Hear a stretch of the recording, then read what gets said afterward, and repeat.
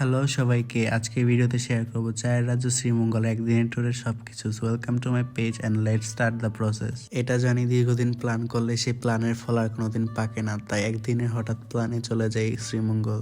আমরা বাসে উঠি রাত 11টায় আর ভোর 5টার মধ্যে আমরা শ্রীমঙ্গল পৌঁছে যাই। আর শ্রীমঙ্গল যাওয়ার পথের রাস্তাগুলো এত সুন্দর ছিল, মাশাআল্লাহ। কিছুক্ষণ যাওয়ার পর আমাদের বাস ব্রেক দেয় চাকন্যা ভাস্কর্যের সামনে এবং আমরা ঘুরে দেখি চাকন্যা ভাস্কর্যের পিছনের বাগানটা। যেহেতু আমরা খুব সকালে চলে এসেছি তাই আমরা পেয়েছিলাম এই সুন্দর সানরাইজ ভিউটা, আর সাথে ছিল হালকা কুয়াশা। এই পুরো ট্রিপের বেস্ট ভিডিও আর ছবিগুলো পেয়েছিলাম আমরা এই চাকন্যা ভাস্কর্যের পিছনে ভোরবেলার এই সুন্দর এনভায়রনমেন্ট থেকে। যে যাই বলুক, আমার কাছে মনে হয় চা বাগানের বেস্ট ভিউ পাওয়া যায় সূর্য ওঠার সময়টাতেই। আর শ্রীমঙ্গল যাওয়ার বেস্ট সময় হচ্ছে এই শীতের মধ্যে, মানে শীতের মধ্যে কুয়াশার মধ্যে মনে হয় চা বাগানের সৌন্দর্যগুলো আরো বেড়ে যায়। যাই হোক, এরপর চা বাগানে কিছুক্ষণ সময় কাটানোর পর আমরা নাস্তা করার জন্য চলে আসি এই রেস্টুরেন্টটাতে। আর ওদের এনভায়রনমেন্ট খুবই ভালো ছিল। আমরা সকালের নাস্তা আর দুপুরের লাঞ্চ দুটোটাই এখানেই করি। নাস্তা করার পর আমরা কিছুক্ষণ রেস্ট নিই আর ফোনে চার্জ দেওয়ার পর আমরা বের হয়ে যাই আমাদের নেক্সট ডেস্টিনেশন মাধবপুর লেকের দিকে। আর এই মাধবপুর লেকের বৈশিষ্ট্য হচ্ছে চারদিকে বড় বড় চা বাগানের পাহাড় আর মাঝখানে এই লাল শাপলার লেক।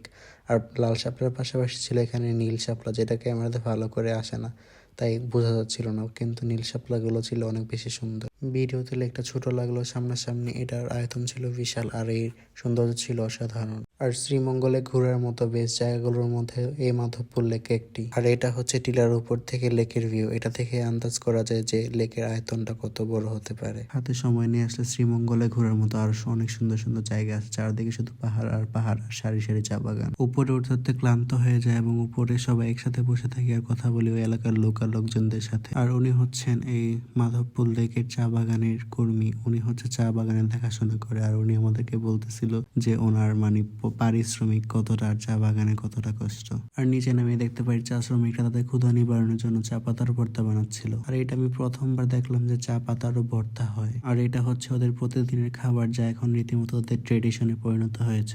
দেখতে দেখতে বেলা প্রায় শেষের দিকে। এরপর আমরা চলে গেলাম আমাদের next and final destination Lawachara জাতীয় উদ্যানে। আর এই উদ্যানের মেইন অ্যাট্রাকশন হচ্ছে এই উদ্যানের মাঝখান দিয়ে চলে যাওয়া এই ভাইরাল রেলপথ। ভাইরাল কেন বললাম, কারণ হচ্ছে এখানেই শুটিং হয়েছিল বিশ্ববিখ্যাত অস্কারপ্রাপ্ত Hollywood movie around the world 80 days. ছাড়াও বাংলাদেশের লিজেন্ড হুমায়ুন আহমেদের আমার আছে জল ছবির শুটিং হয়েছিল এখানে। আর এই উদ্যানে বিশাল বিশাল গাছ ছিল আর ছিল অনেক রকমের প্রাণী, কিন্তু আমরা শুধুমাত্র বানরই দেখতে পেয়েছিলাম। আর হাতে সময় থাকলে একটু এক্সপ্লোর করলেই পাবেন এই ঠান্ডা স্বচ্ছ পানির ঝিরি। লাউয়াছড়া উদ্যানের ভিতরে ছিল এই খাসিয়াপুঞ্জ, যেখানে আমরা খাসিয়াদের লাইফস্টাইল সম্পর্কে জানতে পারি আর তাদের ট্রেডিশন আর তাদের কাজকর্ম সম্পর্কে জানতে পারি। বেসিক্যালি ওদের বাসাগুলো টিলার একদম উপরে বানানো, আর ওদের পরিবেশ ছিল অনেক সুন্দর, বেশ পরিচ্ছন্ন আর একদম সাজানো গোছানো। আর সবাই সবার কাজ নিয়ে ব্যস্ত ছিল, সবাই কোনো না কোনো কাজ করতেছিল। ফাইনালি সব শেষ করে বের হলাম আর বাসার জন্য কিছু স্ন্যাক্স আর চা পাতি নিলাম। আর দোকানদারের বিহেভিয়ার অনেক ভালো ছিল। উনি আমাদের চা খাওয়ার জন্য অনেক জোর করছিল, বাট আমরা অনেক ঘোরাঘুরির কারণে বাস মিস হয়ে গেছিল, তাই আমরা তাড়াতাড়ি করে চলে গিয়েছিলাম। ভিডিও প্রায় শেষের দিকে। If you guys love my video, follow for more content. Till then bye and take care.